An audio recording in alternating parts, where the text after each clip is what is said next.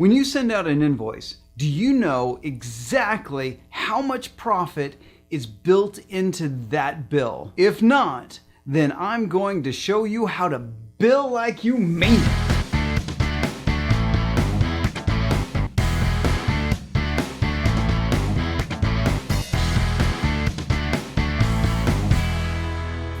If you're like most agency owners, you probably picked your price right out of thin air. Boop! And then you have to figure out how to fit all your expenses into that price and make a profit. That's a terrible way of doing business.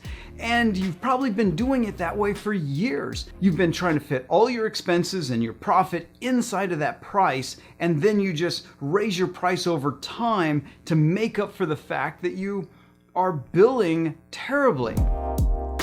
So I'm going to teach you what goes into an invoice, and then you can set your price accordingly. So if your invoice looks like this, you probably just have marketing services for $3,000 per month. And that's fine, but it needs to cover these things. You need to cover cost of goods sold, salaries, overhead, taxes, and have a profit on a per customer basis. Most bookkeeping, accounting, and finance books for entrepreneurs don't really go into how to actually bill for all those expenses that you have on a per client basis. They just say you need to cover it. You need to figure out how you're going to cover cost of goods sold, how you're going to cover salaries and taxes and overhead. Overhead just gets lumped into like one gigantic thing. But there's a lot of overhead. There's a lot of types of overhead, some which are directly billable to the client, some that are not. And you've got to go through and make a list of all your expenses and then figure out what percentage of those expenses are going to be covered by each of your clients.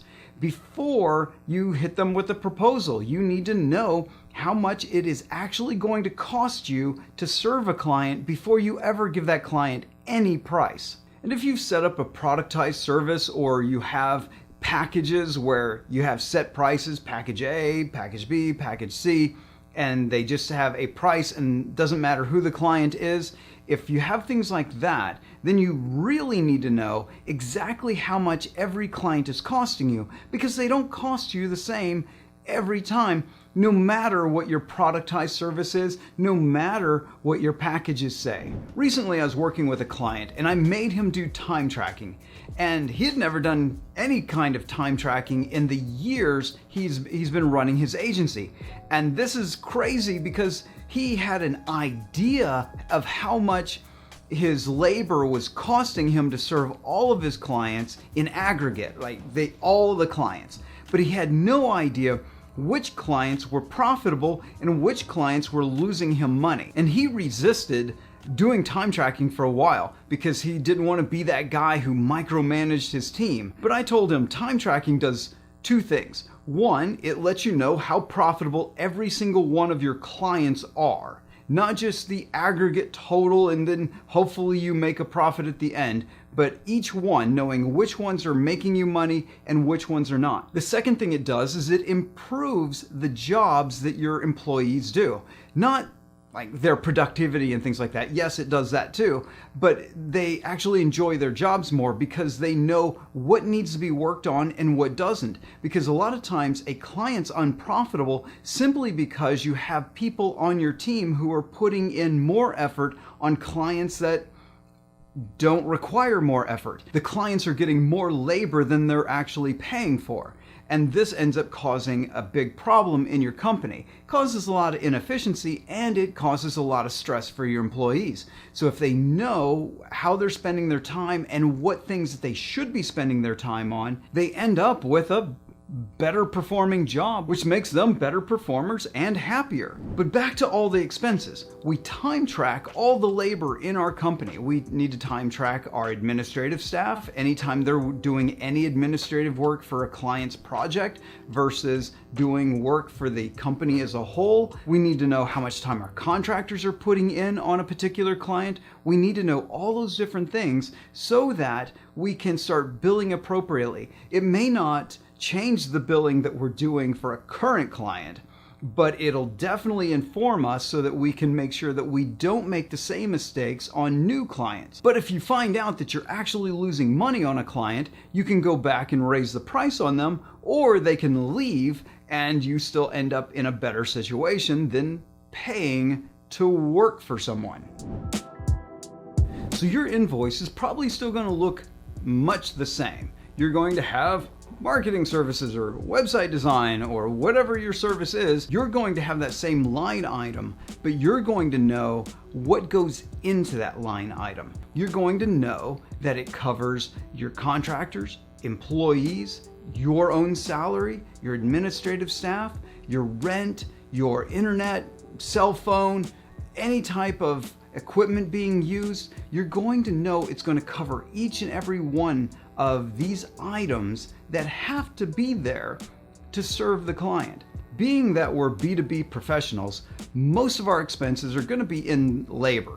So we need to know what percentage of labor is going to a client. So when we're billing, we know how many hours of Tom's time, of Jane's time, of Steve's time, of each person who's going to work on that account. We know how much time is going into it. You may think you know that already, but if you're not time tracking to verify exactly how much time Tom, Jane, and Steve, and everyone else that's involved, you're not going to know exactly how many hours goes into a client's work. But let me address people who are doing hourly or have overages or have some form of billing to compensate for time that you didn't plan for. So if you don't have packages or a set monthly fee, a productized service, if you're actually billing according to what is being done for a client, then you're not going to worry too much about this. You're going to know, but you definitely still need to do time tracking, because odds are you're going to have billing that is hitting a client that didn't happen, or it'll be underreported. Your employee will understand, oh, I put a lot of time on this that shouldn't be there, and the client's not going to want to pay for it. I'm just not going to bill for it. I'm not going to put it on my timesheet. And you are going to eat that cost. You don't know this is happening because you're not paying attention to all the expenses that are going into each and every one of your clients, because you still look at things in the aggregate. Even when you're billing hourly, I've seen very few companies actually audit timesheets to find out if their employees are underreporting or overreporting. Either way, we need to make sure that our employees are doing it right. It's not because we're trying to micromanage them. It's because we want to make sure that we're doing a great job for our clients, but also making sure that the jobs that our employees are doing are running smoothly, so our employees like doing their jobs. That way they don't feel like they have to make up numbers to make you happy and make the client happy, and get themselves in this really stressful situation. Even if they don't feel like they're lying, it's still just going to cause stress for them, and we don't want that. So the first thing I want you to do is to go through all your current clients and figure out how much it's costing you to serve them right this very minute. How much time are your team members putting into each client?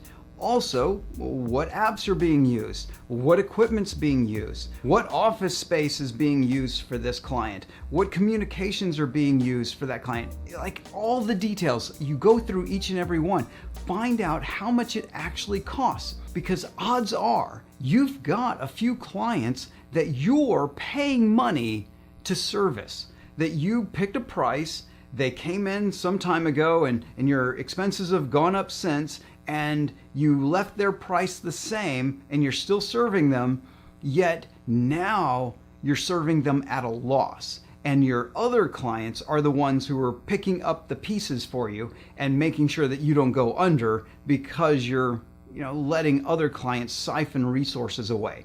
So go through what you've got now. Then the next step is to determine what you should be charging for all new clients. So you figured out how much it costs you for a particular client, and so when you know a service like that gets sold again, you know basically how much it's going to cost you to serve that client, and then you get to add in your profit instead of what you've been doing, which is setting a number, having a whole bunch of expenses subtracted out of that, and then ending up with maybe a profit. If you do it my way, where you figure out all your costs and then you add your profit, you know for a fact that every time an invoice goes out the door, you're going to be that profitable. What that means is, if you want 10% profit, you can put it in there.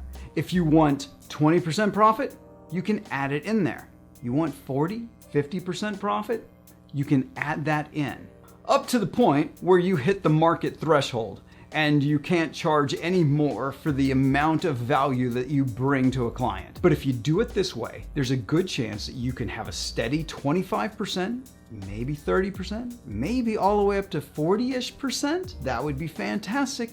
Net profit every time you send out an invoice. And that's how you bill like you mean it. So if you really mean it, like, subscribe, share, do all the socials, and we'll meet right back here in the next video.